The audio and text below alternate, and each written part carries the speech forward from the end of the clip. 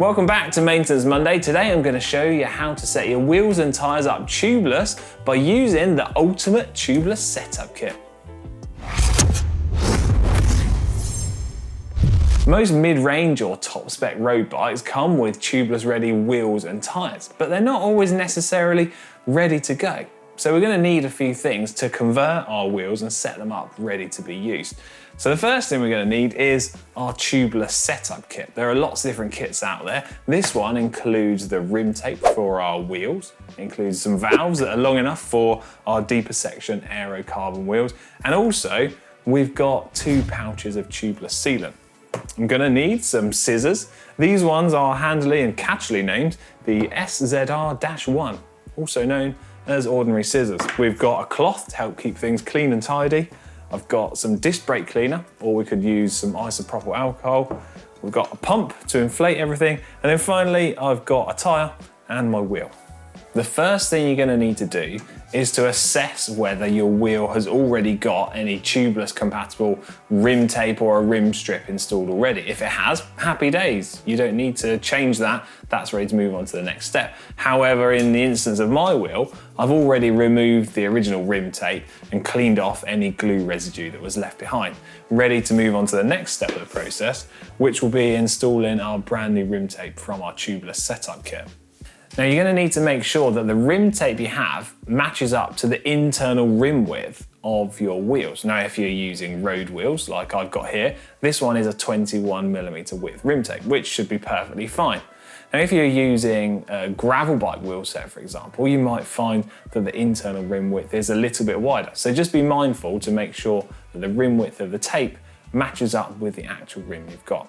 I find the best place to start is in between 2 of the holes where the rim has been drilled for the spoke nipples to be put through. And then we can gradually apply some tension, holding down the end with our free hand and our thumb, applying tension and applying a little bit of stretch to the tape as we work our way all the way around the wheel. Now I tend to put 2 complete layers around the rim, although if you want the thinnest and lightest option, you could just use 1 layer. However, if you're someone that finds that your tyres are particularly tricky to inflate or quite loose fitting on your wheel, then you could always go for a 3rd layer or maybe even a 4th layer. That will help build up the rim bed to be slightly larger in diameter, and as such should make it a little bit of a tighter fit for your tyres, and will mean that when you come to inflate them at a later stage, it should make it a little bit easier.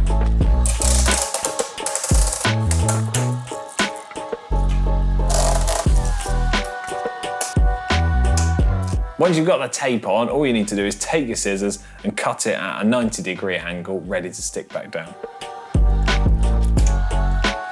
We can take our cloth and then apply some pressure and push that all the way around the whole circumference of the wheel to make sure the tape is stuck down and seated correctly. Next up is going to be installing the tubeless valves onto the rim. So we can remove these out of the packaging. And these ones include a number of different rubber grommets or fixings that go onto the ends of the valves themselves. The reason we have a few different options in there is so that we can pick one which mimics the inside shape and profile of the rim as best as possible. But before I can go ahead and install the valves onto the rim, I do need to find where the valve hole is across the rim so that I can make a small little incision or cut so that the valve can be pushed all the way through. To do that, you can just apply a little bit of pressure and break through that tubeless tape, and the valve will do the rest of the job for you. With the valve pushed all the way through the rim, we next need to install the lock ring, which holds the valve securely in place.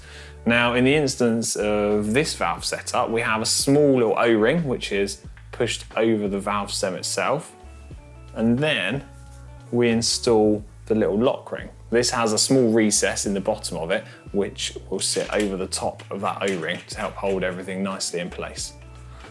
Now, an important thing to remember here is don't over tighten the lock ring of your valve. It can be tempting to think, oh, well, let's make it as tight as possible and put some pliers on there. Well, don't do that. Not only will you scratch the nice black anodized finish on the lock ring, it's also going to make it near impossible to remove this valve should you ever need to do so when you're out on the roadside, for example, and Maybe you've had a problem with your wheel and you need to install an inner tube. You'll simply be stood at the roadside, scratching your head, wondering how to undo it.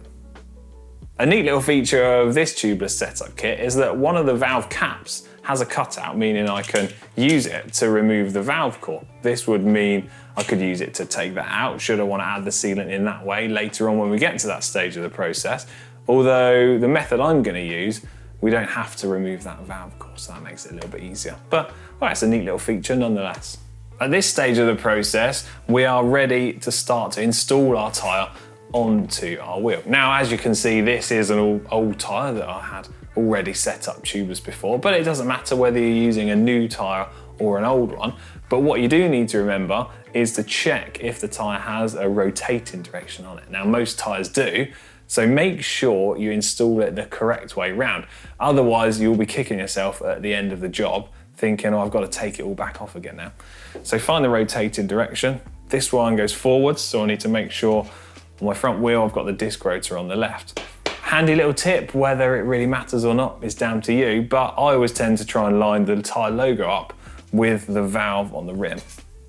It's not really going to be that important, but you know, it looks better at the end. So fit our tyre, following the normal method that we use. Nice. With one half of the tyre completely installed, the next thing I suggest doing is having a few items to hand to make your life a lot simpler and easier. I've got a tyre lever here, should I need it. I'm going to try not to give in, but it's just sat to the side, staring me down, should I need to use it. I've got my sealant to hand. This sealant, for example, recommends the use of around 30 to 45 millilitres of sealant into a road tyre. It's got some handy little markers on the side of the pouch so that when we're installing it, we know how much has gone into the tyre. Now, a crucial and sort of interesting point here is that I've positioned the valve at the 12 o'clock position, or as far away from me as possible. The reason I've done that is because I'm going to start installing the other side of the tyre, nearest myself, work all the way around the edge until I leave about 25 centimetres worth of tyre bead by where the valve is that is not installed onto the rim. The reason I'm going to do that is to allow me to pour in my tubeless sealant, and then I can rotate the tyre so that this bit stays at the top and then push it all the way back on, hopefully with my hands. At this point, if it's a bit tricky, I can just use my tyre lever to do that and get the tyre installed all the way on.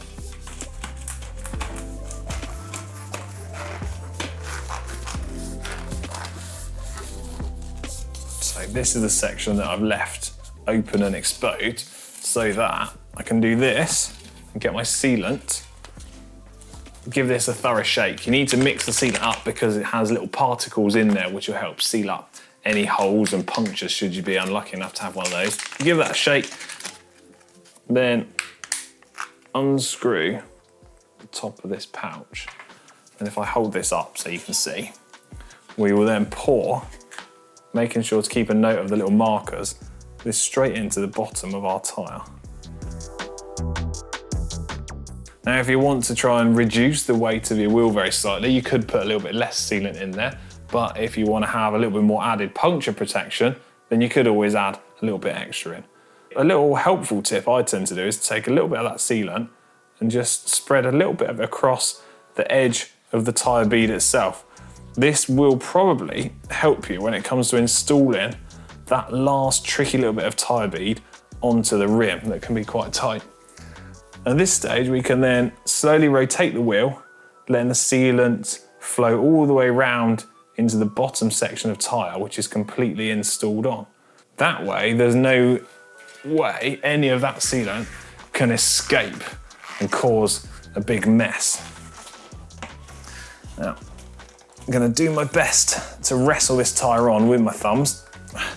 And if you're finding it's a bit tricky, work your way back round the opposite edges to make sure the tyre is all pushed into that central well. That'll make your life a little bit easier.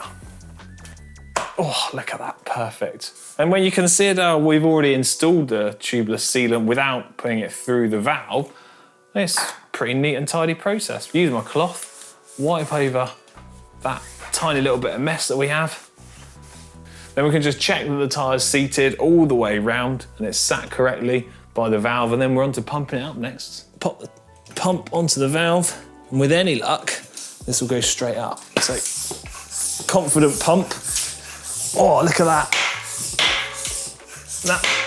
Don't be alarmed at that noise. That is just a tyre bead popping onto the rim. So, we're at 50 PSI at the moment. That should be fine for now. Take the valve off. And then you can see that's taken quite nicely. What I'll need to do is finish pumping this tyre all the way up to about 70 PSI or so, and then give the wheel a good shake, move it all around to get the sealant to coat the entire inside surface of the tyre. And then all that remains is to repeat the exact same process, but for the rear wheel. Hope you enjoyed this maintenance video showing you how simple it is to set up tubeless tyres. And if you found this video helpful, please let me know in the comments section down below. And if there are any other maintenance videos you'd like to see, let me know in the comments as well. And don't forget, subscribe to GCN Tech. See ya.